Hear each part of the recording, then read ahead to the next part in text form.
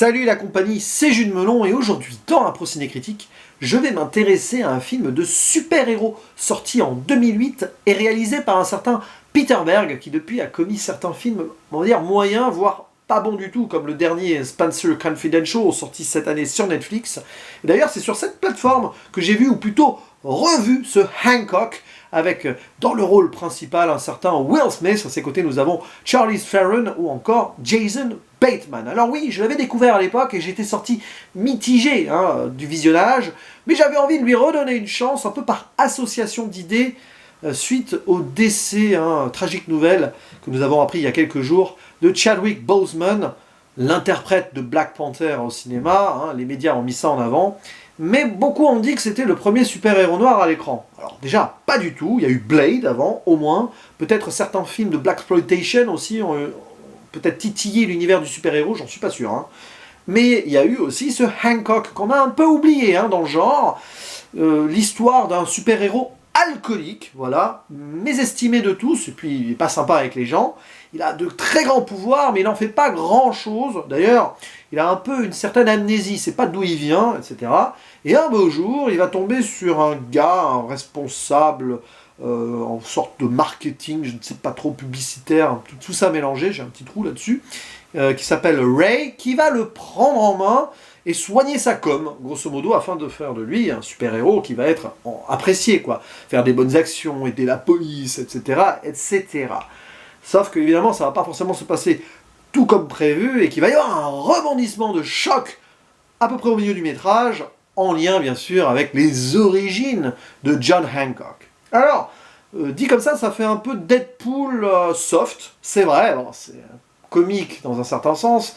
On voit l'irrévérence du personnage joué par Will Smith, qui est bon d'ailleurs dans le film, mais ça va pas super loin non plus, ça se veut mi-sérieux, mi-fun, et très centré aussi sur l'action, avec un rebondissement science-fictionno-fantastique à un moment, enfin, grosso modo.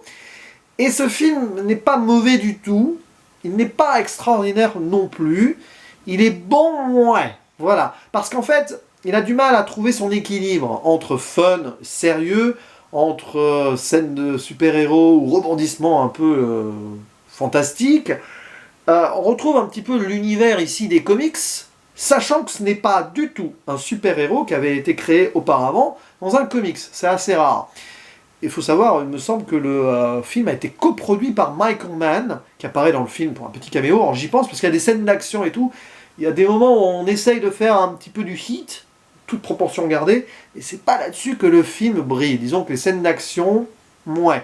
Les scènes super-héroïques, quand ils s'envolent, etc., c'est plutôt bien fait, classique, avec des effets spéciaux corrects. On voit que Will Smith a pris du plaisir à faire ce film, mais en fait, il faut savoir où il va nous mener ce métrage. Il y a des moments où on se pose la question, c'est très drôle, un petit peu pipi caca popo quand même aussi, pas forcément très drôle, puis d'un seul coup, oh là là, on regagne en sérieux, tout ça, tout en étant un petit peu décalé, puis vers la fin, en fait, c'est là où, selon moi, le film se perd. Alors certes, il y a quelque chose, rebondissement, qu'on voit un peu venir, parce que sinon, disons que tout ce qui se passe dans la première partie du film fait un peu trop hasard. À un moment, j'étais là en me disant, oui, d'accord, ah tiens, il y a un moment, il y a un personnage qui regarde un autre personnage d'une manière, ouais, tiens, et puis, révélation, bon, c'est un film qui parle de destinée aussi, d'origine, de perte d'identité, on retrouve un petit peu, voilà, on sait où on doit aller et tout, mais le film, justement, à un moment, quand il se retrouve avec la découverte de l'identité de John Hancock, enfin, d'où il vient, etc., ben lui, il se perd, parce qu'on rentre dans un final très, très, très en dichotomie avec le début, et en fait, c'est deux films en un, et pas que ce soit un problème en soi, parce qu'il y a une évolution, il y a une ambition derrière ce métrage, mais que du coup, sur le sens global de l'ensemble, bah, c'est assez déséquilibré, et une fois terminé, tu te dis, bon, qu'est-ce que j'ai vu exactement? Voilà, comme je le disais, manque d'équilibre. Et c'est là où on se dit que le côté un peu pipi caca popo, van, et, drôle, etc., peut-être que sur ce genre de métrage, on aurait dû faire un truc très sérieux, beaucoup plus dramatique sur l'aspect perte de repère du personnage principal, super-héros alcoolique. Il aurait pu être plus dans la dépression, il l'est plus ou moins, mais moins dans la répartie vous voyez, comique pour dire des trucs. Il y a une scène à un moment avec le voisin du fils du gars marketing là, qui est un Français. Enfin, c'est un voisin d'origine française. Bon, ah oui, détestable, et il va faire un truc avec lui. Bon, bah, parce qu'il veut protéger le fils de son pote, bon, plus ou moins il veut montrer qu'il peut être bien, etc. Enfin, même si ce qu'il fait n'est pas bien, c'est un peu le paradoxe de Hancock, il essaye de bien faire les choses, mais il rate tout aussi. Voilà, ça c'est une scène totalement inutile, qui certainement a dû en faire rire plus d'un au cinéma, ou si vous le voyez sur Netflix, mais quand on y pense, vu la tonalité globale du métrage et sa finalité, c'est dommage. Je préfère à la rigueur un Deadpool qui s'affirme à fond, même si c'est too much parfois, oui, mais qui va au bout de son truc tout en gardant quand même une storyline intéressante, un scénario bien construit.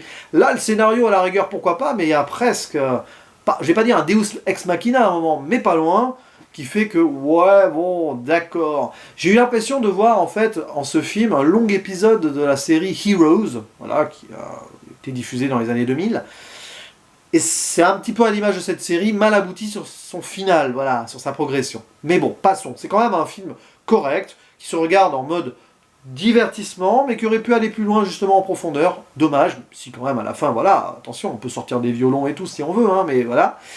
Et ouais, à la rigueur, c'est quand même un métrage que je vous conseille si vous ne savez pas quoi regarder, que vous aimez un peu les super-héros irrévérencieux à la Deadpool.